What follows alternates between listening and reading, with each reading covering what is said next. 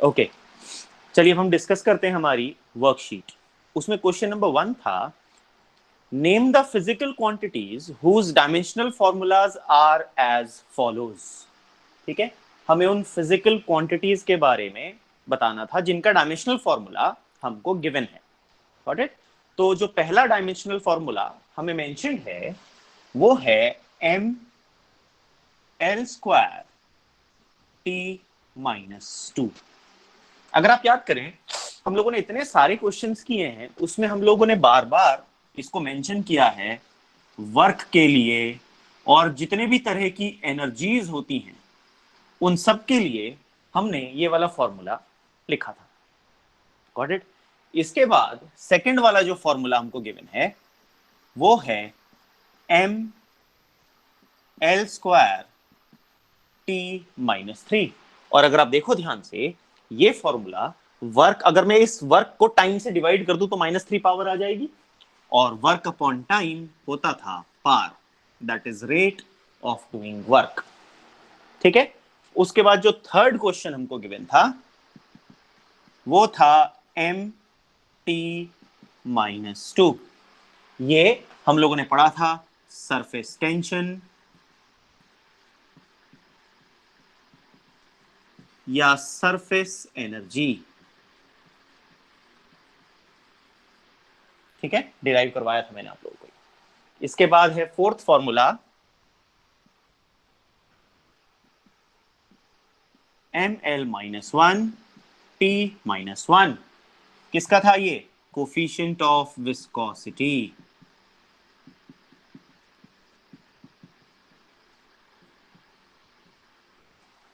ठीक है, कल भी यूज किया था, याद है? इसके बाद है M L minus one T minus two. ये तो बहुत कॉमन वाला है। किसका है ये? प्रेशर का, फोर्स अपॉन एरिया। ठीक है जी, ये तो हमारा क्वेश्चन नंबर 1 था। यहां तक सबको समझ में आ गया? आई होप ये तो आप लोगों ने कर भी लिया होगा। अब हम बात करते हैं क्वेश्चन नंबर 2 की। Deduce the dimensional formula for the following physical quantities.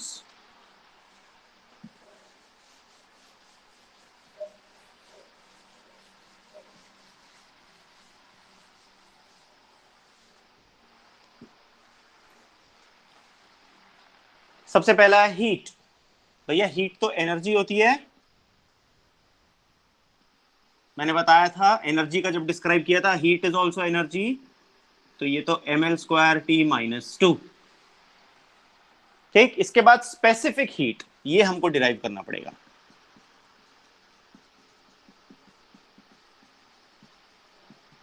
Specific heat, इसका फॉर्मूला होता है heat upon mass into temperature. ठीक है जी, तो हीट का तो फॉर्मूला हो गया M L square T minus two. Mass M आ गया, और टेम्परेचर के लिए के लिखते हैं, तो एम से एम तो कैंसिल हो गया, तो आपके पास आया L square T minus to के माइनस वन। ठीक है जी, इसके बाद आता है लेटेंट हीट।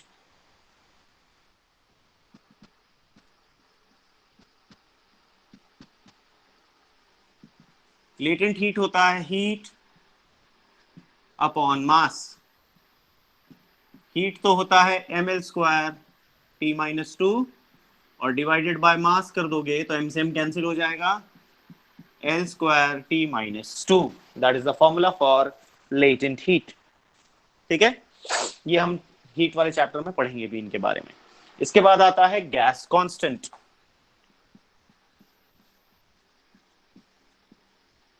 इसके लिए हम आइडियल गैस इक्वेशन यूज कर सकते हैं, PV is equal to nRT, याद है ना? PV is equal to nRT होता है, तो आर का फॉर्मूला हो जाएगा, क्या हो जाएगा बताओ? PV upon N T. PV upon N T, जो गैस कांस्टेंट कैपिटल आर होता है। PV is equal to NRT, तो R is equal to PV upon N T. P है pressure, M L minus one T minus two. V है volume, L cube. N है number of moles, तो mole आ जाएगा इसके लिए, ठीक है। और टी है टेम्परेचर, ठीक है। तो आपके पास वैल्यू क्या बन जाएगी, देखो, एम एल स्क्वायर टी -2 के -1 मोल -1, ठीक है। इसके बाद क्या आ जाता है जी, बोल्ट्जमान्स कांस्टेंट। अब ये जो बोल्ट्जमान्स कांस्टेंट है, ये होता है एनर्जी अपॉन टेम्परेचर।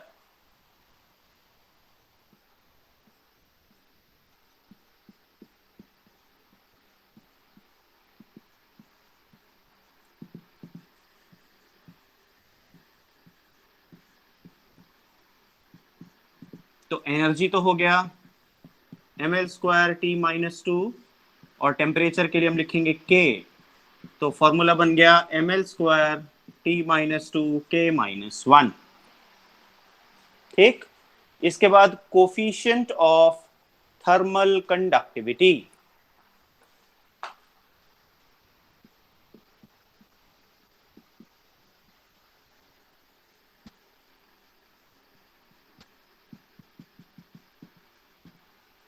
ये होता है heat flowing per unit area per unit time.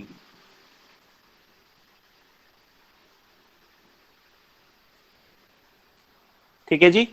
तो अब इसको भी आप कैलकुलेट कर पाओगे, मैं आपको बताते जाता हूं, आप करते जाना प्लीज इसको, ठीक है। खुद सॉल्व कर लेना अगर नहीं किया तो।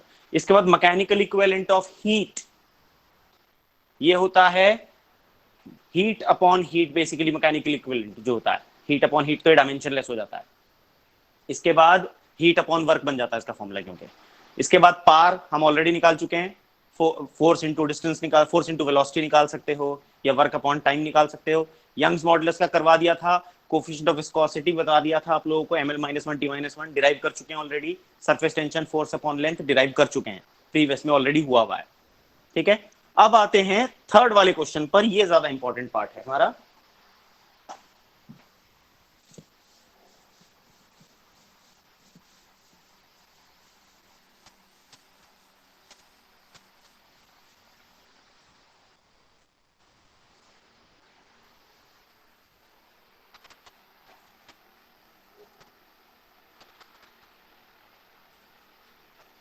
अब पहला है ग्रेविटेशनल कांस्टेंट कैपिटल जी। हमको डायमेंशंस निकालने हैं बाय द वैल्यूज। तो मैंने आपको कल तरीका सिखाया था कि हम डायमेंशंस को यूनिट्स की मदद से भी कैलकुलेट कर सकते हैं, बताया था ना मैंने आप लोगों को। तो अब हमें वही काम करना है। तो देखो, जी की जो यूनिट गिवन है वो गिवन है न्यूटन मीटर स्क्वायर पर केजी स्क्वायर। पहला क्वेश्चन है कैपिटल जी, और इसकी हमको यूनिट गिवन है न्यूटन मीटर स्क्वायर पर केजी स्क्वायर। मेरे लिए केवल ये यूनिट ही काम की है, मुझे इसकी वैल्यू से कोई मतलब नहीं है। मेरे लिए वैल्यू का कोई काम नहीं है, क्योंकि मुझे डायमेंशन निकालने हो, डायमेंशन के लिए मुझे क्या चाहिए होती है, केवल यूनिट, ठीक है। तो न्यूटन मीटर स्क्वायर पर केजी स्क्वायर, इसको मैं लिख सकता हूं newton into metre square upon KG square, ऐसे लिखा जा सकता है। अब न्यूटन फोर्स के लिए यूज होता है, तो mlt -2 मीटर लेंथ के लिए यूज होता है, और केजी मास के लिए यूज होता है। तो मेरे पास फॉर्मूला बन गया m-1 l³ t -2, ठीक। यहां तक किसी को कोई प्रॉब्लम आई थी, ये समझ में आ गया था मेथड कल भी आप लोगों को, ओके। बोल्ट्जमान्स कांस्टेंट, इसकी यूनिट गिवन है जूल पर केल्विन।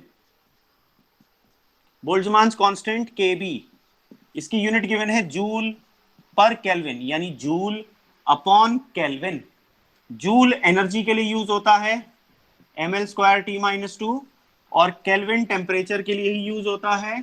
तो फॉर्मूला बन गया ml² T -2 K -1, ठीक। प्लैंक्स कांस्टेंट, इसकी यूनिट गिवन है जूल सेकेंड।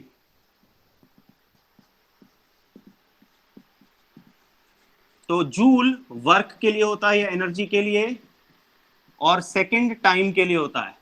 तो फॉर्मूला बन गया ml² T -1, ठीक। इसके बाद आता है नेक्स्ट एवोगैड्रोस नंबर।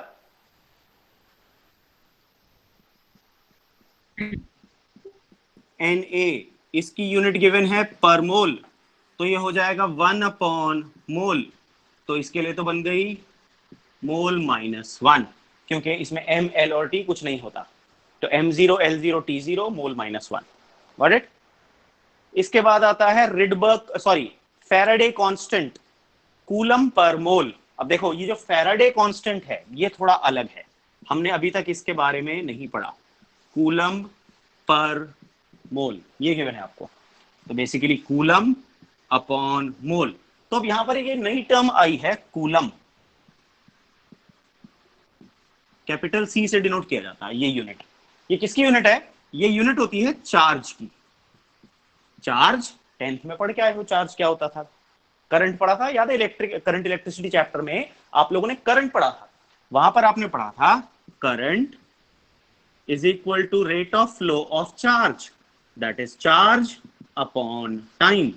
तो मेरे पास चार्ज का फॉर्मूला बन जाता है करंट इनटू टाइम। ठीक है, करंट के लिए मैंने आपको बताया था कौन सी सिंबल को यूज किया जाता है डायमेंशंस में, एम्पेयर के ए को, तो हम इसमें लिखेंगे ए। और टाइम के लिए हम क्या यूज करते हैं? Capital T. तो इसका डायमेंशनल फॉर्मूला क्या बन गया चार्ज का? A T. यानी कूलम के लिए हम यूज करेंगे कौन सा डायमेंशनल फॉर्मूला? A T. तो यहां हम लिखेंगे ए टी और यहां आ जाएगा मोल, तो मेरे पास आ जाएगा ए टी मोल -1। ये फैराडे कांस्टेंट का डायमेंशनल फॉर्मूला बन गया। समझ आया सबको? इसके बाद आता है रिडबर्ग कांस्टेंट। इसके लिए आपको पर मीटर गिवन है, रिडबर्ग कांस्टेंट के लिए इसकी जो यूनिट गिवन है वो पर मीटर, यानी 1/मीटर। मीटर किसकी यूनिट होती है? लेंथ की। तो डायमेंशनल फॉर्मूला आ गया L-1। Got it? इसके बाद स्पेसिफिक चार्ज ऑफ इलेक्ट्रॉन, अब हम इसे रब कर देते हैं।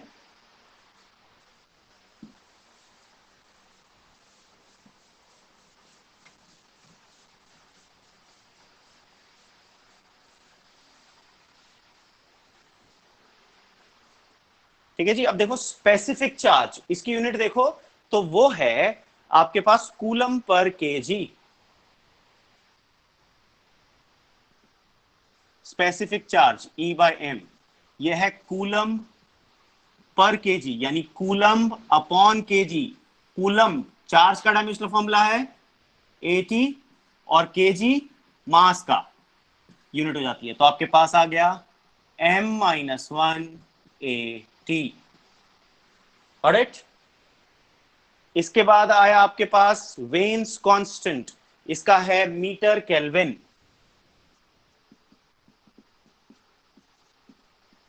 मीटर केल्विन, मीटर किसके लिए यूज होता है? लेंथ के लिए।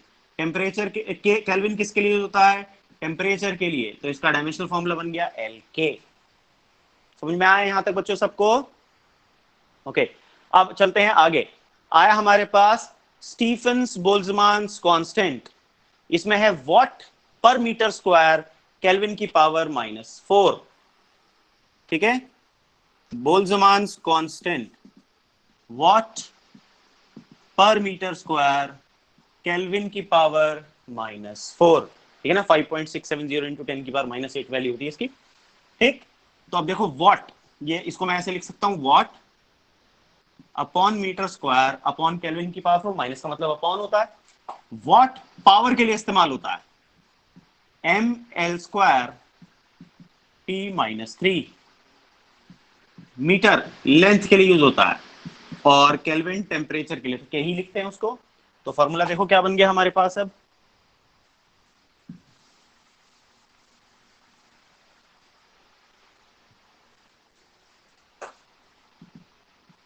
m एस सच रहा, ये L² से ये L² कैंसिल हो गया, तो T-3 K-4 ये बन गया आपके पास Stefan Boltzmann constant. Got it? इसके बाद आता है permittivity of free space, epsilon nought. ये हम क्लास 12th में पढ़ेंगे, पहले चैप्टर में ही गिवन है आपको ये एप्सिलॉन नॉट, इसे एप्सिलॉन बोलते हैं। ठीक है, तो इसके लिए यूनिट होती है कूलम स्क्वायर पर न्यूटन पर मीटर स्क्वायर, 8.85 इंटू 10⁻12 इसकी वैल्यू होती है। ठीक है, तो कूलम का square upon newton into metres का स्क्वायर, ये बन गया वैल्यू। इसका मतलब अब कूलम चार्ज के लिए यूज होता है तो AT का स्क्वायर, और न्यूटन MLT-2 फोर्स के लिए यूज होता है, और मीटर लेंथ के लिए यूज होता है। तो देखो मेरे पास बन गया m-1 L क्यूब अपॉन में तो L की पावर -3, T का स्क्वायर ये ऊपर चला गया बन गया 4, T की पावर 4 और A square. This is the dimensional formula for epsilon not. ठीक है, इसके बाद परमिटिविटी ऑफ फ्री स्पेस कर ली, उसके बाद परमिएबिलिटी ऑफ फ्री स्पेस। ठीक है, परमिएबिलिटी ऑफ फ्री स्पेस, ये वाला जो पोर्शन है ये आप अभी छोड़ सकते हैं क्योंकि आपने इतना ज्यादा इसमें जो वेबर वगैरह है इसके बारे में नहीं पढ़ा। तो इस वाले का मैंने टेबल आपको नहीं दिया तो आप इस वाले क्वेश्चन को भी छोड़ देंगे। ये मैं आगे चल करके जब आपको सिखाऊंगा तब बताऊंगा ये वेबर वगैरह किस तरह से निकाला जाता है। ठीक है, इसी तरह से ये जो आपके पास इलेक्ट्रोस्टैटिक कांस्टेंट की वैल्यू आप निकाल सकते हो 1/4 पाई एप्सिलॉन नॉट की न्यूटन मीटर स्क्वायर पर कूलम स्क्वायर। ठीक है, तो हम 12th वाला देख लेते हैं। 11th वाला अभी आपको क्योंकि वेबर और टेस्ला इसके बारे में आप लोगों को नहीं पता है, ठीक, तो इसीलिए मैं अभी आपको उसका छोड़ करके बाकी चीजें बता देता हूं। ठीक है, अब ये जो 1/4 पाई एप्सिलॉन नॉट है इसकी यूनिट होती है न्यूटन मीटर स्क्वायर पर कूलम स्क्वायर, यानी newton into metre square upon coulomb का स्क्वायर, न्यूटन MLT-2 मीटर का स्क्वायर L स्क्वायर और कूलम के लिए AT का होल स्क्वायर। ठीक है, तो हमारे पास इसका फॉर्मूला आ गया ML³ T-4 A-2। देखो इसका उल्टा है बिल्कुल, रेसिप्रोकल में तो है। ठीक है, तो ये हमारे डायमेंशनल फॉर्मूलाज आ गए, आप मैच कर सकते हैं अपने आंसर्स को। क्लियर? अब आता है question number 4, deduce the dimensional formula for the following.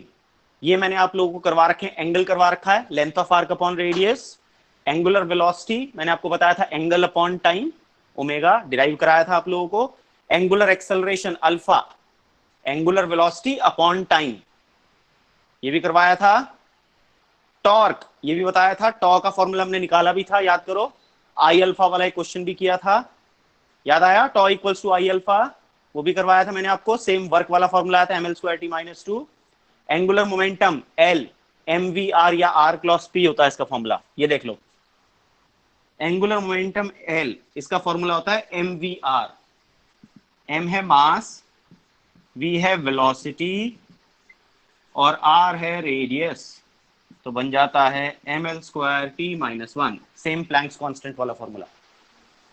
Got it? इसके बाद आता है आपके पास एंगुलर मोमेंटम हो गया, moment of inertia mr², moment of inertia capital I करवाया था ये भी मैंने आपको, mr², तो इसका फॉर्मूला हो जाता है m r² के लिए L² बिकम्स mL²। बेटा ये याद रखने पड़ेंगे फॉर्मूला, आपको लग रहा होगा सर ये क्या करा रहे हो। स्ट्रेन मैंने बताया था डायमेंशन लेस होता है क्योंकि change in dimension upon original dimension होता था, बताया था लेंथ अपॉन लेंथ वाला केस। इंपल्स भी मैंने आपका कराया था, शॉर्ट ड्यूरेशन फोर्स होती है, फोर्स इनटू टाइम, जिसने लेक्चर्स मिस किए थे वो वीडियोस चेक कर सकते हैं प्रीवियस। सरफेस एनर्जी कराया था, सेम सरफेस टेंशन जैसा होता था, सरफेस एनर्जी अपॉन एरिया कहलाता था, अपॉन सरफेस एरिया, तो सेम MT-2 आता था। ठीक है, बल्क मॉडुलस, जितने भी मॉडुलस थे सबका फॉर्मूला करवाया था, सेम स्ट्रेस वाला या प्रेशर वाला आता था, ML-1 T-2, force constant K ये भी करवाया था, फोर्स अपॉन लेंथ। ठीक, उसके बाद coefficient of viscosity ML-1 T-1, अभी पीछे भी निकाला था ईटा। Got it? वो हमने कर लिए थे, ये सारे करे हुए हमने, तो ये आपकी प्रैक्टिस के लिए थे क्वेश्चन। अब आते हैं क्वेश्चन नंबर 5 पर। By use of dimensions show that energy per unit volume is equal to pressure.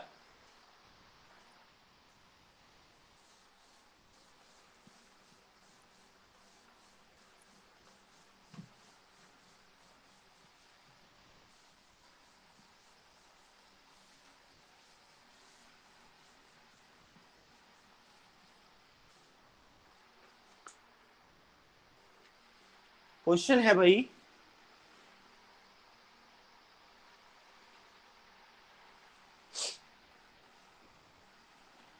by use of dimensions show that energy per unit volume, तो energy per unit volume calculate करते हैं कि किसके जैसा dimensional formula आता है। तो energy का डायमेंशनल फॉर्मूला होता है ml² T-2 और वॉल्यूम का डायमेंशनल फॉर्मूला होता है L3। Energy per unit volume का मतलब क्या होता है? Energy divided by volume. ठीक है, तो ये फॉर्मूला आ गया m L की पावर 2 -3, ये 3 ऊपर जाकर के माइनस हो जाएगा, और T की पावर -2, तो ये आ गया m L -1 T-2। और जो प्रेशर होता है वो होता है फोर्स अपॉन एरिया, यही तो होता है ना। तो फोर्स होता है mL-T-2 और एरिया होता है L², तो ये आ गया mL-1 T-2 are the same. The answer is yes. तो हमने प्रूव कर दिया मेथड्स ऑफ डायमेंशन से कि एनर्जी पर यूनिट वॉल्यूम का डायमेंशन सेम वही होता है जो किसका होता है? प्रेशर का, and that is mL-1 T-2। Clear? इसके बाद आते हैं क्वेश्चन नंबर 8 पर। 6, 7 और 9 सेकेंड मेथड के बाद आपको सिखाऊंगा।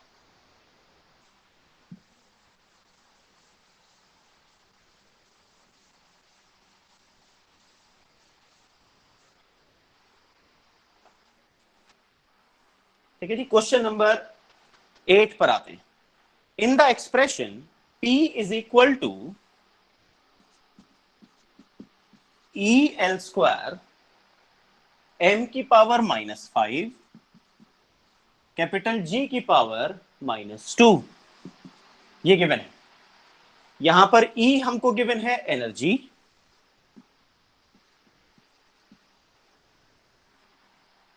ठीक है जी, और m है मास, L है angular momentum. m is mass, L is angular momentum. ठीक है, ये हमको गिवन है, और कैपिटल G ग्रेविटेशनल कांस्टेंट ही है।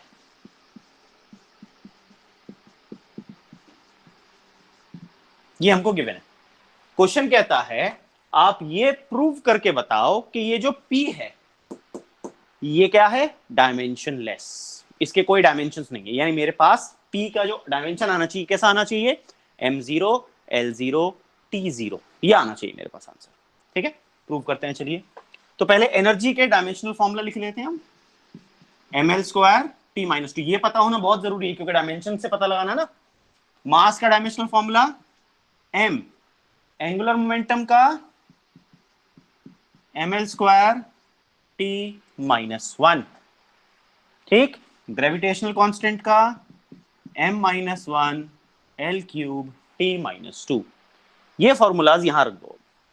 तो देखो, तो मेरे पास फॉर्मूला बन गया E की पावर 1 mL² T-2, L का स्क्वायर, L है एंगुलर मोमेंटम, mL² T-1 की पावर 2, m है यहां पर मास, मास की पावर -5, और G है universal gravitational constant m-1 L³ T-2 की होल पावर -2।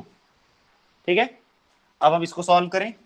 ये आया m की पावर देखो 1, ये बन गई 2, तो 1 + 2, यहां से आई -5, यहां से आई -2 इंटू -1 इज +2, यही पावर। अब आते हैं L पर। L की पावर 2, यहां से बना 2 इंटू 2 4, यहां से बना 3 इंटू -2 -6। ठीक, इसके बाद आते हैं T पर। यहां से T की पावर आई -2, यहां से T की -1 इंटू 2 इज -2, और यहां से T की पावर +4, -2 इंटू -2 इज +4। तो देखो कितना है मेरे पास, 3 + 2 5, -5 is 0। L 2 + 4 6, -6 is 0। T -4 + 4 is 0। और ये ऐसी क्वांटिटी जिसमें m0 L0 T0 आता है उसको क्या बोलते हैं? डायमेंशनलेस। तो हमने क्या प्रूव कर दिया बाय मेथड ऑफ डायमेंशंस कि जो क्वांटिटी P है that is actually dimensionless. Clear यहां तक?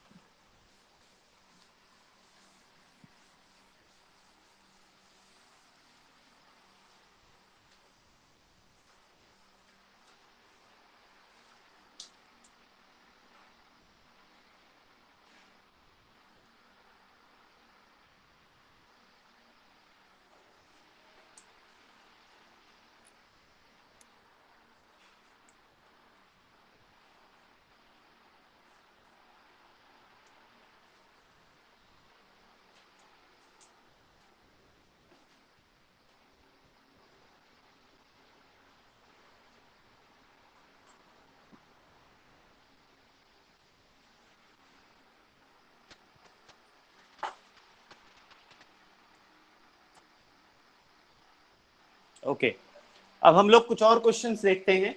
Let us see few more questions. सब लोग जरा बोर्ड पर ध्यान देंगे अब यहां पर.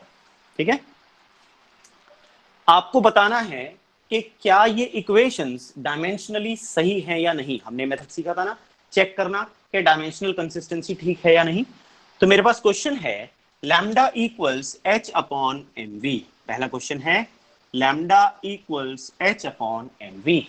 यहां पर लैम्डा जो है वो है वेवलेंथ. तो एलएचएस को हम चेक करते हैं. Lambda that is wavelength. Wavelength होती है एल, इसका डायमेंशन फॉर्मूला है.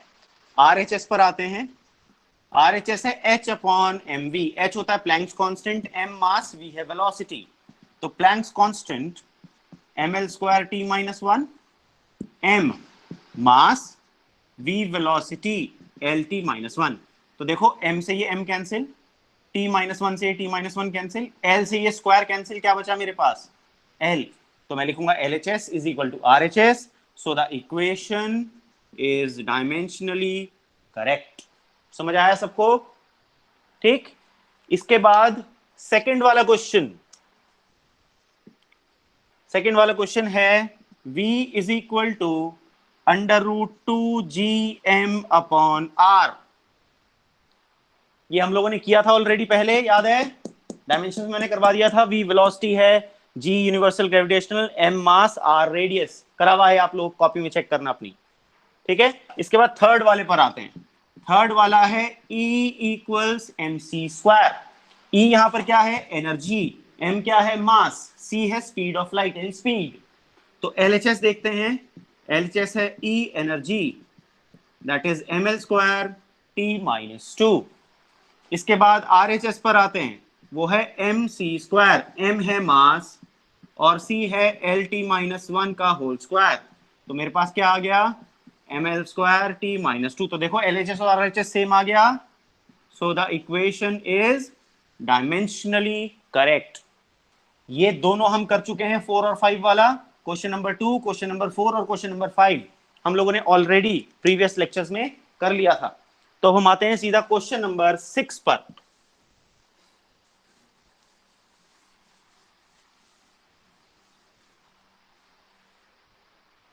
क्वेश्चन नंबर 6 है, ये ध्यान से देखना जरा. ये एक्सप्रेशन आप करेंगे भी आगे चल करके.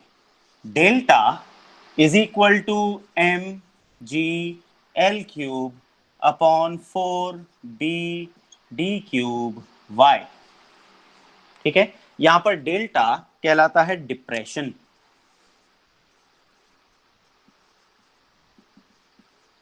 एम है यहां पर मास, जी ग्रेविटी यूनिवर्सल वो sorry acceleration due to gravity, L है यहां पर लेंथ, वाई है यंग्स मॉडुलस, डी है डेप्थ, बी है ब्रेथ. ये बेसिकली किसका फॉर्मूला है?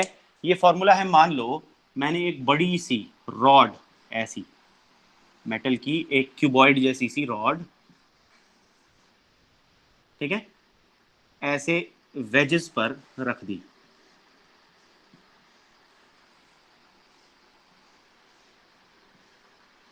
ऐसे टिका दी इनके ऊपर. तो ये अपने वजन की वजह से नीचे बैठ जाती है. अब सरिये को अगर एक दो कोने पर रख दो तो बीच में लटक जाता है. तो ये जो है ये कुछ इस तरह से सैग हो जाएगी नीचे को, ठीक है। तो ये सैगिंग जितना नीचे आई है दिस, इसी को डिप्रेशन डेल्टा बोलते हैं, इसी को कहा जाता है डिप्रेशन डेल्टा, ठीक है। ये इसकी लेंथ है L, ठीक, ये इसकी ब्रेथ है B, और ये इसकी डेप्थ है D, और इस मटेरियल का यंग्स मॉडुलस है Y, G है acceleration due to gravity, M है इसका मास, यानी mg बन जाता है इसका वेट, ठीक है। तो ये क्वेश्चन इसके बारे में बात करता है, तो हमें इससे मतलब नहीं है, तो मैंने एक्स्ट्रा बता दिया, हमें सिर्फ चेक करना है कि ये सही है या नहीं, ठीक है। तो अब LHS को देखते हैं। LHS है डेल्टा, डिप्रेशन, नीचे कितना दबा, क्या है ये, कौन सी क्वांटिटी बनी है, ये क्या नापा है, क्या है ये, वॉल्यूम है या लेंथ है, क्या है ये है लेंथ, कितना नीचे दबा, दैट इज ओनली लेंथ। तो इसका डायमेंशनल फॉर्मूला आ जाएगा L, और इसके बाद RHS को देखते हैं। RHS है mgl³ अपॉन 4bd³ इसमें से मैं 4 को यहां से हटा दूंगा, क्योंकि 4 डायमेंशन लेस क्वांटिटी है, नंबर, ठीक है। तो मेरे पास m mass, g acceleration due to gravity LT-2, l length का cube upon b l, d भी l, और यंग्स मॉडुलस ml-1 t-2, ठीक है। सॉल्व करो तो देखो m से तो ये m डायरेक्ट कैंसिल हो गया, l से ये l, इस l से, अच्छा इसमें ये वाला l कैंसिल नहीं करते हम अभी, देखो ये बन गया l³, l³ से ये ऊपर गया l⁴, ठीक है।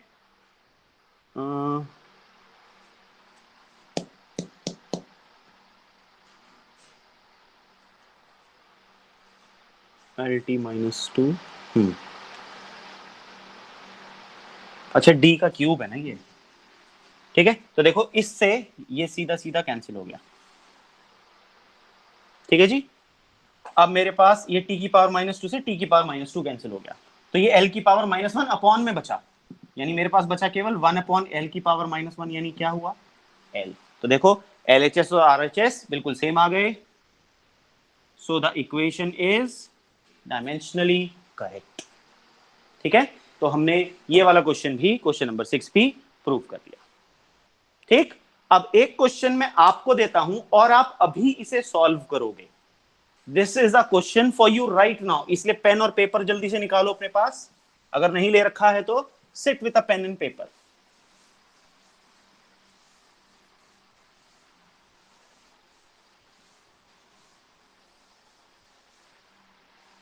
और जब आपका हो जाए क्वेश्चन तो आप कमेंट बॉक्स में टाइप कर देंगे डन, ओके, या आप मुझे बोल के ही बता सकते हैं, no problem.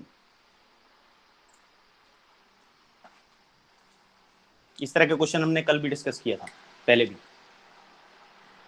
Find the dimensions of, मैं पढ़ रहा हूं question, find the dimensions of A into B, A into B ये डायमेंशंस निकालने हैं, रिलेशन गिवन है P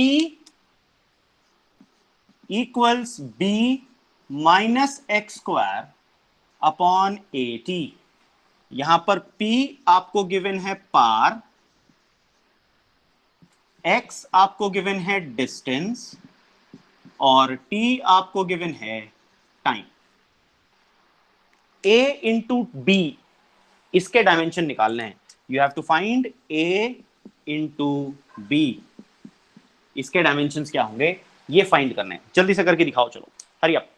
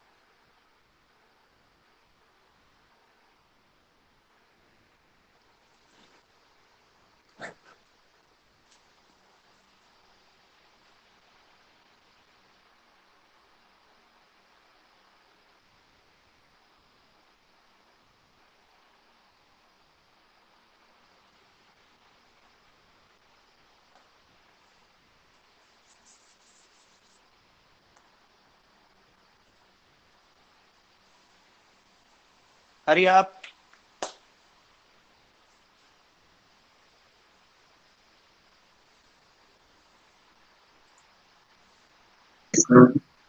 लाल लाल दिखा रहा है। टीवी को जल्दी ऑन कर दिया होगा, उसे बंद कर दो एक बार और फिर ना जब थोड़ी देर के बाद खोलना।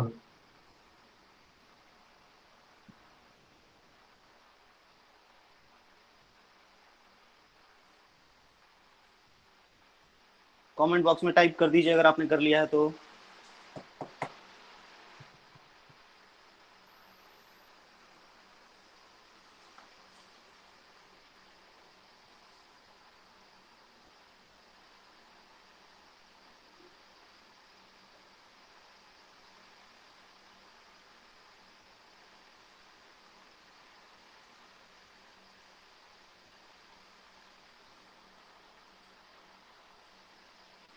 आंसर है m-1 L² T-2 लिखा है यहां पर। m-1 L² T-2। Ayushi done, very good.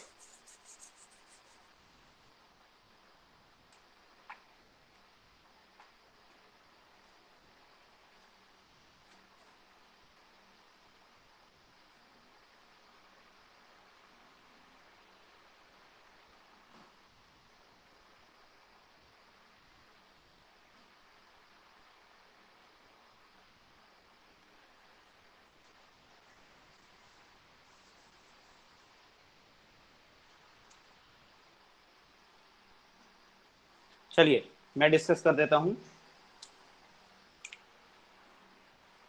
आपको dimensions of A into B calculate करना है। ओके, तो देखो पहले हम लगाएंगे प्रिंसिपल ऑफ होमोजेनिटी। इस वाले पोर्शन पर हम लगा सकते हैं principle of homogeneity. Principle of homogeneity क्या कहता है? केवल वही क्वांटिटी सब्ट्रैक्ट की जा सकती हैं जिनके डायमेंशन सेम हो। तो ये जो b -x² के डायमेंशन l² है, तो ये बेसिकली b -l² है। और ये किसके बराबर होना चाहिए? l² के बराबर, तभी तो आंसर आएगा। तो इसका मतलब b क्या होना चाहिए? b should also B l²। Principle of homogeneity समझ में आया कि डिस्टेंस के स्क्वायर में से केवल डिस्टेंस के स्क्वायर को ही माइनस किया जा सकता है। ये चीज आई। तो और p है हमारे पास पार। तो अब देखो ये ऊपर आ गया डिस्टेंस का स्क्वायर, तो मेरे पास a का फॉर्मूला बन जाएगा डिस्टेंस का square upon power into time. तो डिस्टेंस का स्क्वायर और पार होता है ml²t-3 और टाइम होता है t। ठीक, तो मेरे पास आ गया l² से l² कैंसिल हो गया भाई, डिस्टेंस का स्क्वायर आ गया x का स्क्वायर ml²t-2 ठीक है, और टाइम है। हाँ, तो मेरे पास आ गया देखो फॉर्मूला, एक आ गया m-1 और t-2। ए और बी दोनों के फॉर्मूला आ गए मेरे पास। अब मुझे निकालना है a इंटू बी। तो a है m-1 t-2 और b है l²। तो मेरे पास आंसर आया m-1 l² t-2। Got it? तो इस तरह से हमने कैलकुलेट किया a इंटू बी, इसकी वैल्यू। ठीक है,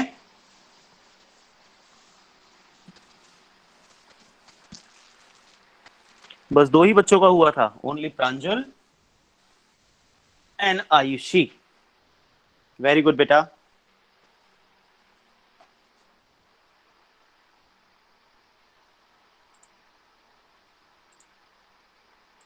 ये क्वेश्चन करके दिखाओ। क्वेश्चन बता देता हूं। Find the dimensions of A upon B. आपको निकालने हैं डायमेंशंस किसके? ए अपॉन बी के। क्वेश्चन क्या गिवन है? F is equal to A √x plus BT²। यहां पर गिवन है F is force, x is distance and t is time. आपको निकालना है a अपॉन b। सेम वही मेथड है, जल्दी से सॉल्व करके दिखाओ। प्रिंसिपल ऑफ होमोजेनिटी लगेगा इसमें भी।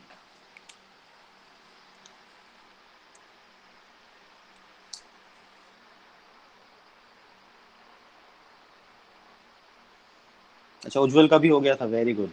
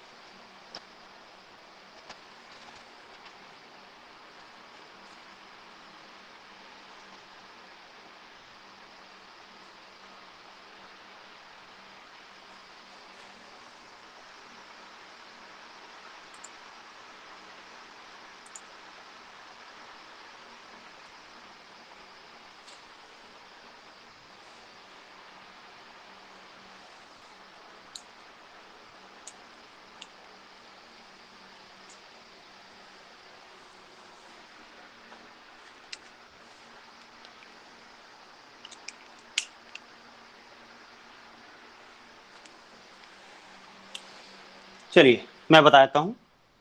प्रिंसिपल ऑफ होमोजेनिटी के हिसाब से force is equal to force plus force. Force किसके बराबर होगी? फोर्स के। और फोर्स में क्या जोड़ा जा सकता है? Force only. तो इसका मतलब A root X should also be force, that is M L T minus two. तो ए का फॉर्मूला आ गया M L T minus two upon under root of X, यानी M L T minus two upon L की power half. ठीक, तो मेरे पास आ गया M L T minus two, और देखो एल की पावर 1 माइनस हाफ बन जाएगी मेरे पास, यानी हाफ, क्योंकि ये हाफ ऊपर जाके माइनस हो जाएगा। तो मेरे पास आया M L half T minus two. ये किसका डायमेंशन आया मेरे पास? ए का। अब इसी तरह से B T square should also be force M L T minus two. तो मेरे पास बी का फॉर्मूला आ गया force M L T minus two upon time का square, that is M L T minus two upon T square. तो क्या आ गया ये? M L T minus four. ये टू ऊपर जाकर के माइनस हो जाएगा, तो माइनस माइनस माइनस फोर बन जाए, माइनस टू माइनस फोर। ठीक है, ए और बी दोनों आगे। क्या निकालना है? A divided by B. तो ए की वैल्यू है M L half T minus two divided by B. B की वैल्यू है M L T minus four. M से एम सीधा कैंसिल, तो मेरे पास बची एल की power half minus one, T की power minus two plus four. तो मेरे पास आंसर आया L minus half T plus to.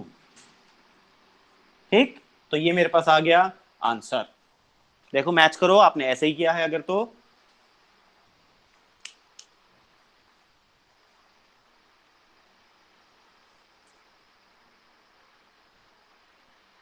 Very good बेटा, शाबाश। आयुषी ने भी कर लिया, तनिष्का ने भी कर लिया, वेरी गुड।